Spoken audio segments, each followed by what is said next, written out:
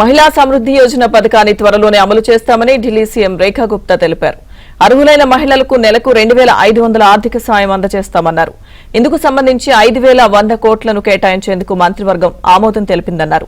ఇక ఈ పథకం కింద పేర్లు నమోదు కోసం ప్రత్యేకంగా వెబ్ పోర్టల్ను అందుబాటులోకి తెస్తామన్నారు రేఖా గుప్తా.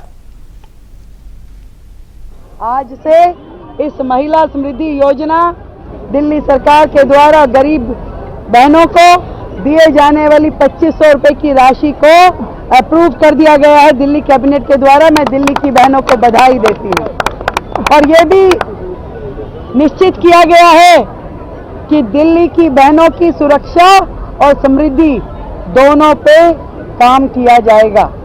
जो काम दिल्ली की बहनों की सुरक्षा के लिए जरूरी है वो सारे काम भी दिल्ली सरकार करेगी और समृद्धि के लिए जो वायदे हमने उन्हें किए हैं वो भी पूरे किए जाएंगे।